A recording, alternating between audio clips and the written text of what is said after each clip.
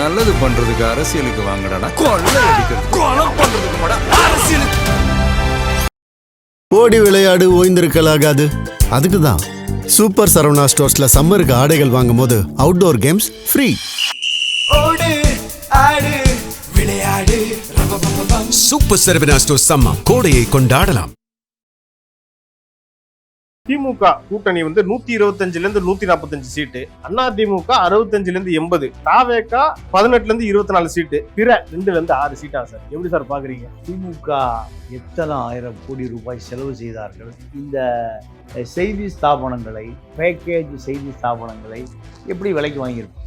இதெல்லாம் பணம் தானே? எல்லாம் பணம் தான், பேக்கேஜ் தான். பேக்கேஜ்னாவே இருந்தாலும் ஏன் சார் 145 சீட்ல நிப்பாட்டிக்கிட்டாங்க?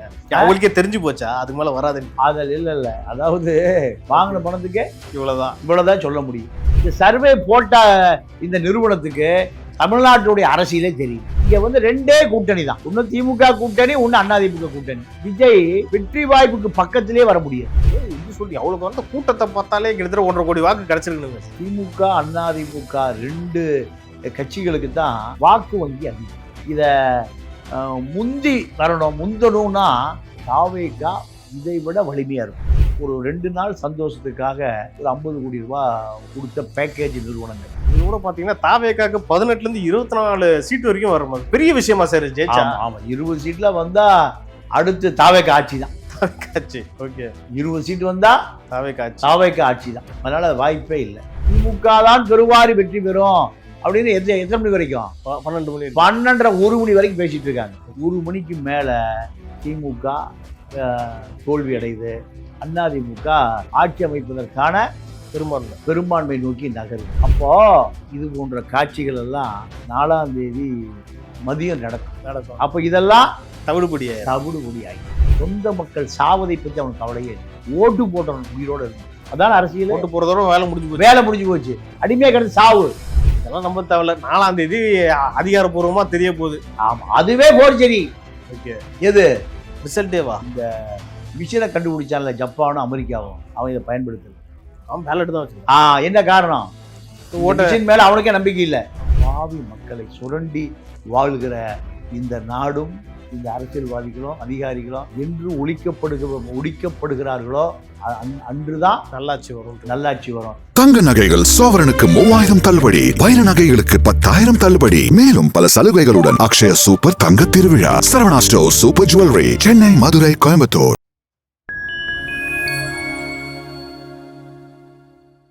ஃபைன் டைம் நேயர்களுக்கு வணக்கம். இன்று நம்மோடு இணைந்திருப்பவர் மூத்த பத்திரிகையாளர் திரு தமிழா பாண்டியன் அவர்கள். சார் வணக்கம். சார் வணக்கம் சார். தமிழ்நாடே எதிர்பார்த்து கொண்டிருந்த அந்த தேர்தலுக்கு பிந்தைய கருத்து கணிப்பை வெளியிட்டிருக்காங்க. அதாவது பீப்புள்ஸ் பல்ஸ்ன்ற நிறுவனம் எடுத்த அந்த சர்வே என்ன சொல்லுதுன்னா, திமுக கூட்டணி 125 145 சீட்டு, அதிமுக 65 80, தாவேகா 18 24 சீட்டு, பிற 2 6 சீட்டா சார். எப்படி சார் பாக்குறீங்க? இல்ல அதாவது இந்த தேர்தலில் திமுக எத்தனை ஆயிரம் கோடி ரூபாய் செலவு செய்தார்கள், வாக்காளர்களை எப்படி கரப்ட் ஆக்கினார்கள் என்று அடிமட்ட தொண்டன் வரைக்கும் தெரியும்.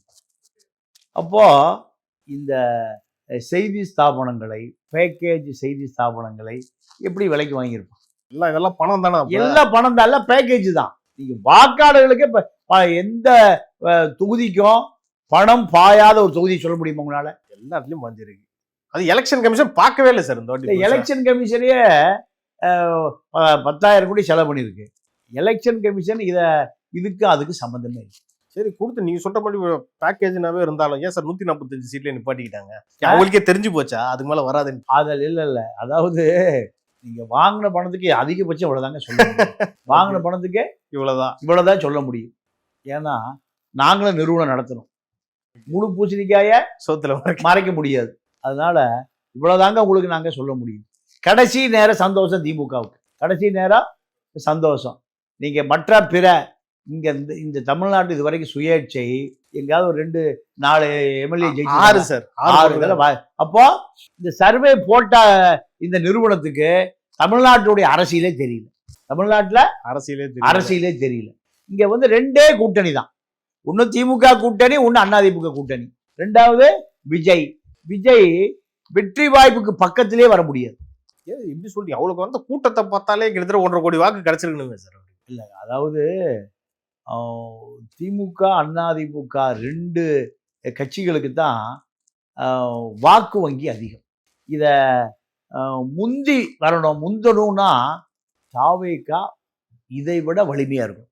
திமுக கட்டமைப்பு அப்படி கட்டமைப்பே இல்லை. பல பூத்தில் ஆளே இல்லை. பல பூத்தில் ஆளை விலைக்கு வாங்கிட்டான். தாவேகா வேட்பாளர்கள் திமுக விலைக்கு வாங்கிட்டான். எல்லாம் சின்ன சின்ன பசங்க சார் இந்த வாட்டி பூத்துல. அப்போ இந்த கட்டமைப்பு திமுக அதிமுக கட்டமைப்பு செந்தில் பாலாஜி தான் சொல்லுவாராம், டேய் இந்த பயலுவில் பூத்து வரைக்கும் ஏன் விடுற, முன்னாடியே மடக்கி காசு கொடுத்து பர்ச்சேஸ் பண்ணிடுது. அப்படித்தான் எடப்பாடி தொகுதி அருண்குமார் பல ஆளையே காணும். அதுக்குள்ள தான் சுயேட்சை ஒருத்தர் தூக்கி போட்டாங்க. இப்போ இதுதான் நிலைமை. அப்போ இதெல்லாம் ஒரு 2 நாள் சந்தோஷத்துக்காக ஒரு 50 கோடி ரூபா கொடுத்த பேக்கேஜ் நிறுவனங்கள். இதுல கூட பாத்தீங்கன்னா தாவேகாக்கு 18ல இருந்து 24 சீட் வரைக்கும் வரும். பெரிய விஷயமா சார் ஜெயிச்சா? ஆமா, 20 சீட்ல வந்தா அடுத்து தாவேகா ஆட்சி தான். தாவேகா ஆட்சி. ஓகே, 20 சீட் வந்தா தாவேகா ஆட்சி தான். அதனால அது வாய்ப்பே இல்லை. இந்த நான் ஒவ்வொரு தேர்தலையும் பார்க்குறேன். 12 உருமணி வரை எந்த கட்சி ஆளுங்கட்சியா இருக்கும், அதிமுக திமுக ஜெயிச்சிடும், ஆட்சியை பிடிக்குங்குவாங்க. 12 மணி அந்த ட்ரெண்டு. 12:30 மணி 1 மணிக்கு மேலே, உதாரணத்துக்கு 2011 அப்போ 2011ல் திமுக தான் பெருவாரி வெற்றி பெறும் அப்படின்னு எத்தனை மணி வரைக்கும்? 12 மணி, 12:30 1 மணி வரைக்கும் பேசிட்டு இருக்காங்க. 1 மணிக்கு மேலே திமுக தோல்வி அடையுது, அதிமுக ஆட்சி அமைப்பதற்கான பெரும்பான்மை நோக்கி நகருது. இந்த ஆட்கள் பூரா அப்படியே மூடிட்டு போயிட்டான். 1:30 மணிக்கு நாங்கள்லாம் தலைமைச் செயலகத்தில் கூடியிருக்கோம். போயஸ் கார்டு வந்து எங்களுக்கு உத்தரவு, எல்லாத்துக்கும் எல்லாம் அம்மா சந்திக்கிறாங்க, வந்துருங்க. எங்கே? போயஸ் தோட்டத்துக்கு. அப்போது நாங்கள்லாம் போயஸ் தோட்டத்துக்கு தலைமைச் செயலகத்திலிருந்து அத்தனை நிருபர்களும் போயஸ் தோட்டத்துக்கு போகிறோம்.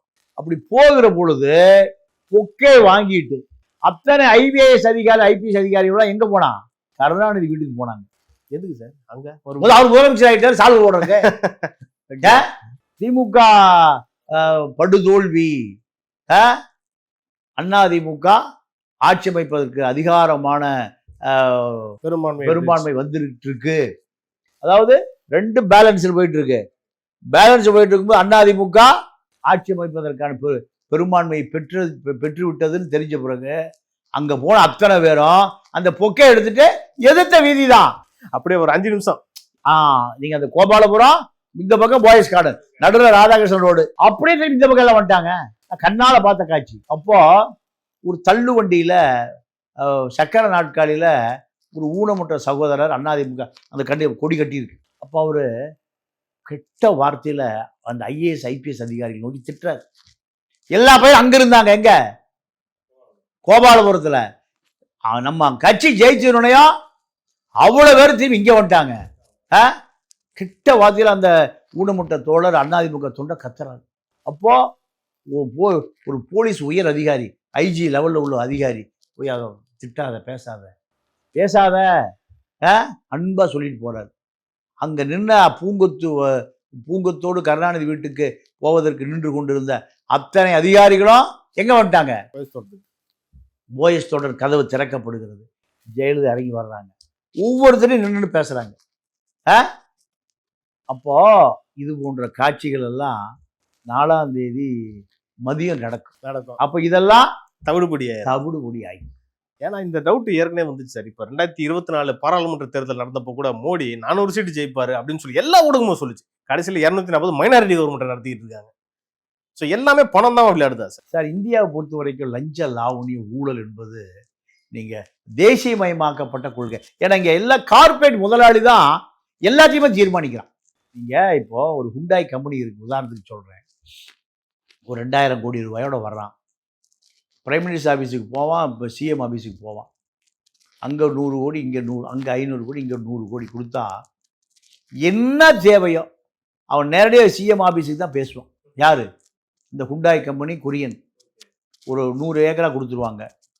எல்லா வசதியும் பண்ணி கொடுத்துருவான். இவன் வருஷத்துக்கு 1000 கோடி ரூபாய் கொரியாவுக்கு எடுத்துகிட்டு போயிட்டு இருப்பான். இங்கே 2000 கோடி இந்த அரசுகிட்ட இல்லையா? ஒரு அமைச்சர்கிட்ட 100-2000 கோடி இருக்கு. 100-2000 கோடி. அப்பா. நேருகிட்ட இருக்கிற பணம் நீங்க அமெரிக்காவோட எலிஸ்டேட் பண்ணிட்டு இருக்க. இந்த இந்து இந்து ஜந்து பொந்து இப்படி சொல்ற ஆர்எஸ் பாஜக இதை பார்த்துட்டு தானே இருக்கு. இந்த நாட்டினுடைய வளங்களை, இந்து நாட்டினுடைய வளங்களை யார் கொள்ளையடிச்சிட்டு போறான்? கொரியா அடிச்சுட்டு போறான், ஜப்பான் அடிச்சுட்டு போறான், ஜெர்மன் அடிச்சுட்டு போறான், சொந்த மக்களை சாவடிக்கிறான்.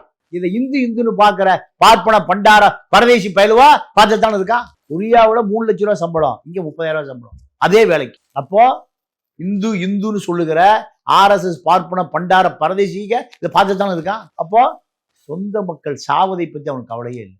ஓட்டு போட்டவன் உயிரோட இருந்தான். அதான் அரசியல். ஓட்டு போறதோட வேலை முடிஞ்சு போச்சு. வேலை முடிஞ்சு போச்சு. அடிமையா கிடந்து சாவு. கார்பரேட் முதலாளிகளுக்கு அடிமையா கிடந்து சாவு. அதுதானே சட்டம். நீங்க அந்த இங்கிருந்து வேலூர் வரைக்கும் இருக்கக்கூடிய இண்டஸ்ட்ரியல் பூரா ஒரு 300 ஃபேக்ட்ரி இருக்கு. 300 ஃபேக்ட்ரியில் பாதி ஃபேக்ட்ரி மல்டிநேஷனல் கம்பெனி ஃபேக்ட்ரி. 1000 கோடி 2000 கோடி 3000 கோடின்னு கொண்டு வரான். இந்த 1000 கோடி 2000 கோடி 3000 கோடி இந்த தமிழ்நாட்டில் இல்லையா? ஒரு கவுன்சில் வச்சிருக்காங்க 100 கோடி. கவுன்சிலர் 100 கோடி வச்சிருக்கான். கார் கம்பெனி வச்சிருக்கிற டொயட்டாவாகட்டும், ஹுண்டாய் ஆகட்டும், ஃபோர்ட் ஆகட்டும், நம்மளால ஒரு 4 ஃபோர்டை உருவாக்குவான். 4 ஃபோர்டை செந்தில் பாலாஜியும் வேலுமணியும் 100 ஃபோர்டு கம்பெனி உருவாக்குவான். அவ்வளோ வச்சிருக்காங்களா சார்? ஒரு நாளைக்கு 500 கோடி ரூபாய்க்கு நகை ஒரு டன் நகை இறக்கி வியாபாரம் பண்றாரு வேலுமணி. ஒரு டன்னு. அவரை நம்பி 1.5 லட்சம் தொழிலாளிகள் அங்கே வேலை செய்யறோம். அப்போ இதெல்லாமே இந்த மக்களை முட்டாளா வச்சிருக்கான். மேலும் முட்டாளா ஆக்கி வச்சிருக்கான். அப்ப இந்த கருத்து கணிப்பும் ஒரு வகையில முட்டாளாக்குறது. முட்டாளாக்குறதா. நீங்க இதை அப்படியே அப்படியே வச்சுக்கங்க. 4ஆம் தேதி சாயங்காலம் பாருங்க, அப்படியே வேற மாதிரி வரும். வேற மாதிரி வரும். இதெல்லாம் நம்ப தேவையில்ல. 4ஆம் தேதி அதிகாரப்பூர்வமா தெரிய போகுது. ஆமா, அதுவே போர்ஜரி. ஓகே, எது ரிசல்ட்டேவா? அப்ப அதாவது நான் என்ன சொல்றேன், இந்த மிஷினை கண்டுபிடிச்சான்ல ஜப்பானும் அமெரிக்காவும், அவன் இதை பயன்படுத்துறது. அவன் பேலட் தான் வச்சிருக்கான். என்ன காரணம்? மிஷின் மேல அவனுக்கே நம்பிக்கை இல்ல. இந்த பேலட் மிஷின் மீது ஹேக் பண்ணிடுவாங்கன்ட்டா அவனுக்கே நம்பிக்கை இல்ல. யாருக்கு? மிஷினை கண்டுபிடிச்சவனுக்கு. ஆமா. ஆனா இங்க இதுதான் பயன்படுத்தப்படுகிறது. அப்போ எவ்வளவு முட்டாள்கள் மொத்தமா வாழுகிற நாடு. இந்து இந்துன்னு சொல்லி இவனை பூரா ஜந்து ஆகிட்டான். ஜந்துன்னு என்ன? எல்லாம் முட்டாள். இதுதான் இந்தியா. 150 கோடி மக்களுக்கு எப்படி சார் நம்ம வந்து பேலட் வச்சு என்ன முடியும்? அந்த கேள்வி வருது இல்ல, அதுதான் அவங்களும் கேக்குறாங்க. சார், அமெரிக்காவில் ஏன் இந்த மிஷினை நம்மள ஒரே கேள்வி பதில் சொல்லு. ஹேக் பண்ணிடுவாங்க, ரிசல்ட்டை மாத்திடுவாங்க. அப்ப இங்க செய்ய மாட்டானா? இங்க செய்ய மாட்டானா? இங்க செய்வானா செய்ய மாட்டானா? அப்புறம் 140 கோடி பேருக்கு அரசு அதிகாரி இருக்கான்ல. இருக்காங்க சார். 140 கோடியும் தாசில்தார் இருக்கானா இல்லையா? இருக்காங்க. 140 கோடி பேருக்கு விஓ இருக்கானா இல்லையா? இருக்காங்க. இந்த கட்டமைப்பு இருக்கு. மக்கள் தொகை கூட கூட கட்டமைப்பு கூடும். ஆமா. அங்க 10 கோடி பேர் கட்டமைப்பு இருக்கு. இலங்கையில் 2.5 கோடி பேர் கட்டமைப்பு இருக்கு. இங்க 140 கோடிக்கும் கட்டமைப்பு இருக்கு. 140 கோடி பேர் ஜாதி சான்றிதழ் வாங்குறான்ல, கம்யூனிட்டி சர்டிஃபிகேட் வாங்குறான்ல, பர்த் சர்டிஃபிகேட் வாங்குறான்ல, ஓட்டு போடுறான்ல, ஐடி கார்டு வச்சிருக்கான்ல, கேஸ் கனெக்ஷன் வச்சிருக்கான்ல, அடிப்படை என்ன விஷயமோ ஹெல்த் கார்டு வச்சிருக்கான்ல, இது இன்கம் டேக்ஸ் கார்டு வச்சிருக்கான்ல, பேன் கார்டு வச்சிருக்கான்ல. அவன் ஏன் ஓட்டு மட்டும் ஏன் நீங்களால போட முடியல? ஏமாற்றுவதற்கு உங்களுக்கு இது தேவைப்படுது. ஏமாற்றுவதற்கு நீங்க இந்த நாடு எவ்வளவு ஏமாற்று நாடு. ஒரே ஒரு உதாரணம் படி சொல்றேன். கேஸுக்கு மானியம் 200 ரூபாய் தரேன்னு சொல்றோம். உங்க வங்கி கணக்குல போட ஒரு சிஸ்டம் இருக்கா? 140 கோடி பேருக்கும் 140 கோடி அக்கௌண்ட் ஓப்பன் பண்ணணும். 140 கோடி பேருக்கு மாசம் அக்கௌண்ட்ல 200 ரூபாய் பணம் போடணும் இல்லையா? 140 கோடி பேர் அக்கௌண்ட்டையும் மெயின்டைன் பண்ணணும். இவ்வளவு விஷயம் இருக்கு. நான் என்ன கேட்கிறேன், முட்டாள் இந்துக்களை கேஸ் வாங்கும்போது 200 ரூபாய் குறைச்சி வாங்கிட்டு வேலை முடிஞ்சுதா? எவ்வளவு சாதாரண வேலை. ஏன் திருடுவதற்கான திட்டம்? இங்க விவசாயி, நானும் விவசாயி தான். விவசாயிகளுக்கு இன்சூரன்ஸ் வாங்குவான். இதுக்காக நிறைய அந்த வேளாண்மை துறை அமைச்சர், வேளாண்மை துறை செக்ரட்டரி 2 பேரும் போலி நிறுவனங்கள்கிட்ட கமிஷன் வாங்கிட்டு கொடுத்துருவான். அவன் என்ன பண்ணுவான்? இன்சூரன்ஸ் பூரா வாங்குவான். கோடிக்கணக்கான ரூபா வாங்குவான். வாங்கிட்டு நீங்கள் அந்த வருஷம் மழை பெய்யல, வறண்டு போச்சு, காஞ்சி போச்சுன்னா அந்த நிறுவனம் அதோட ஏற கட்டிட்டு போயிடுவான்.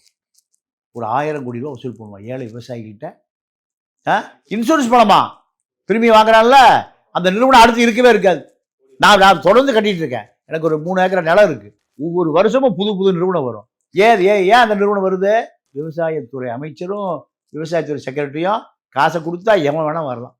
இப்படி மக்கள், அப்பாவி மக்களை சுரண்டி வாழ்கிற இந்த நாடும் இந்த அரசியல்வாதிகளும் அதிகாரிகளும் என்று ஒழிக்கப்படுகிறார்களோ அன்றுதான் நல்லாட்சி வரும். அது மக்களுக்கு கேரளாவில் ஏமாற்ற முடியாது, பஞ்சாப்ல ஏமாற்ற முடியாது, வெஸ்ட் பெங்கால் ஏமாற்ற முடியாது, 7 மாநில மேகாலயா, நாகாலாந்து, சிக்கிம்ல ஏமாற்ற முடியாது. தமிழ்நாட்டுல மட்டும் ஏன் சார் நடக்குது? அறிவே இல்லை உனக்கு. ஏதாவது சொல்றானே, விஜய் ஜெயிக்கலினா 2 குழந்தைய விஷ வச்சு கொண்டுட்டு பெத்த பிள்ளைய அவனுக்காக அவன் ஒரு பொண்டாட்டி வேட்டி விட்டுட்டு வேற ஒரு குடும்பம் நடத்துற ஒரு சட்டவிரோதமான நபர் இது விஜய். அவரு முதல்வர் வேட்பாளரா இன்னைக்கு எல்லாரும் கடவுளை, அவன் கடவுள் கும்பிட கோயிலை கட்டிருங்க. கோயில் கட்டிட்டு பாதி பேர் சாவுங்க வெட்டிட்டு போய். அப்போ இந்த மாதிரி மட்டமான மனிதர்களை பெத்த குழந்தைய விஷ வச்சு கொண்டுறாங்கிறான்னா இது நாடா? இவனுக்கு அரசியல் போய் சேர்ந்திருக்கா? இவர்களுக்கான அறிவு போய் சேர்ந்துருக்கு. இன்னைக்கு இளைஞர்கள்லாம் அரசியல் பேசுறதே விஜய்னாலன்னு சொல்றாங்க. ஆமா, மார்க்ஸுக்கு பதில் அவர் தான், ஏங்கல்ஸுக்கு பதில் அவர் தான், பெரியாருக்கு பதில் அவர் தான், காமராஜுக்கு பதில் அவர் தான், கக்கனுக்கு பதில் அவர் தான். அதுதான் அரசியல். திரிஷா வீட்டில் இருக்கிறது தான் அரசியல், ஹன்சிகா வீட்டில் தான் அரசியல். ஒருவேளை நாளைக்கு விஜய் முதல்வர் ஆயிட்டா தமிழ்நாடு ஆக தப்பில்ல. அது நீங்க ஜெயலலிதா இருந்த சூழலை விடவா விஜய் ஆக போகுது? ஜெயலலிதாவோட ஜெயலலிதா அன்னைக்கு எம்ஜிஆருக்கு அவர் திரிஷா, இன்னைக்கு இவர் விஜய், இவர் திரிஷா, அவ்வளவுதான். எனக்கு என்னமோ ஜெயலலிதாவுக்கும் திரிஷாவுக்கும் சம்மந்தமே இல்லை.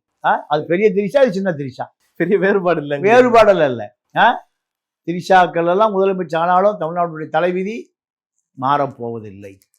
சார், பொறுத்திருந்து பார்ப்போம். இப்போதைக்கு வந்துருச்சு, ரிசல்ட் என்னைக்கு வருது, அதாவது என்ன வருதுன்றதை நம்ம பொறுத்திருந்து பேசலாம் சார். உங்க நேரத்துக்கும் கருத்துக்கும் நன்றி, வணக்கம்.